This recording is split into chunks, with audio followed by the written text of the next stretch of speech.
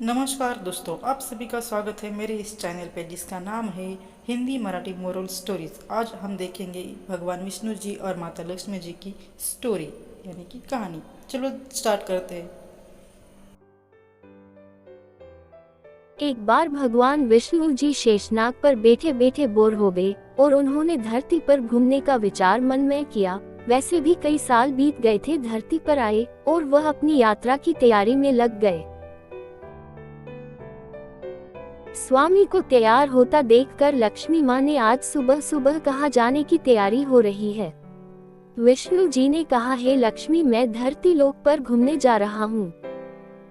तो कुछ सोचकर लक्ष्मी माँ ने कहा, हे देव, क्या मैं भी आपके साथ चल सकती हूँ?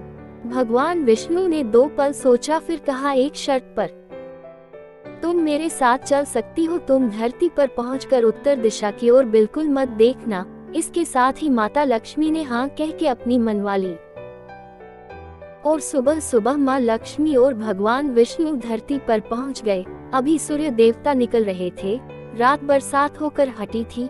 चारों ओर हरियाली ही हरियाली थी। उस समय चारों ओर बहुत शांति थी और धरती बहुत ही सुंदर दिख रही थी।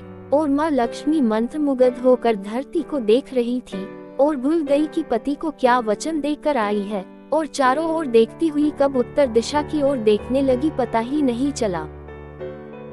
उत्तर दिशा में माँ लक्ष्मी को एक बहुत ही सुंदर बगीचा नजर आया और उस तरफ से भीनी भीनी खुशबू आ रही थी और बहुत ही सुंदर सुंदर फूल खिले थे। यह एक फूलों का खेत था और माँ लक्ष्मी बिना सोचे समझे उस खेत में गई और एक सुंदर सा फूल तोड़ लाई। लेकिन यह क्या, जब माँ लक्ष्मी भगवान विष्णु के पास वापस आई तो भगवान विष्णु की आंखों में आंसू थे। और भगवान विष्णु ने माँ लक्ष्मी को कहा कि कभी भी किसी से बिना पूछे उसका कुछ भी नहीं लेना चाहिए और साथ ही अपना वचन भी याद दिलाया। माँ लक्ष्मी को अपनी भूल का पता चला तो उन्होंने भगवान विष्णु से इस भूल की माफी मांगी। तो भगवान विष्णु ने कहा कि जो तुमने जो भूल की है उसकी सजा तो तुम्हें जरूर मिलेगी। जिस माली के खेत से तुम नए बिना पूछे फूल तोड़ा है, यह एक प्रकार की चोरी है। इसलिए अब तुम 3 साल तक माली के घर नौकर बनकर रह। उसके बाद मैं तुम्हें वैकुंठ में वापस बुलाऊंगा। माँ लक्ष्मी ने चुपचाप सर झुकाकर हाँ कर दी। आजकल की लक्ष्मी थोड़े थी और माँ लक्ष्मी एक गरीब औरत का रूप धारण करके उस खेत के मालिक के घर गई। घर क्या, एक झोपड़ा था और मालिक का नाम माधव था। माधव की बीबी, 2 बेटे और 3 बेटियां थी। सभी उस छोटे से खेत में काम करके किसी तरह से गुजारा करते थे। माँ लक्ष्मी जब एक साधारण और गरीब औरत बनकर जब माधव के झोपड़े पर गई तो माधव ने पूछा, बहन तुम कौन हो और इस समय तुम्हें क्या चाहिए? तब माँ लक्ष्मी ने कहा, मैं एक गरीब औरत, मेरी देखभाल करने वाला कोई नहीं। मैंने कई दिनों से खाना भी नहीं खाया, मुझे कोई भी काम दे, साथ में मैं तुम्हारे घर का काम भी कर दिया करूँगी। बस मुझे अपने घर में एक कोने में आसरा दे दो। माधव बहुत ही अच्छे दिल का मालिक था, उसे दया आ गई। लेकिन उसने कहा, बहन मैं तो बहुत ही गरीब हूँ, मेरी कमाई से मेरे घर का खर्च मुश्किल से चलता है। लेकिन अगर मेरी 3 की जगह 4 बेटियां होती तो भी मैंने गुजारा करना था। अगर तुम मेरी बेटी बनकर जैसा रूखा सूखा हम खाते हैं उसमें खुश रह सकती हो तो बेटी अंदर आ जाओ।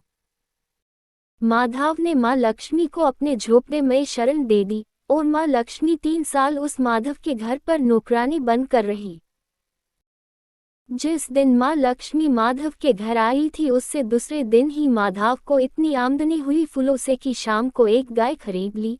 फिर धीरे धीरे माधव ने काफी जमीन खरीद ली और सबने अच्छे अच्छे कपड़े भी बनवा लिए और फिर एक बड़ा पक्का घर भी बना लिया।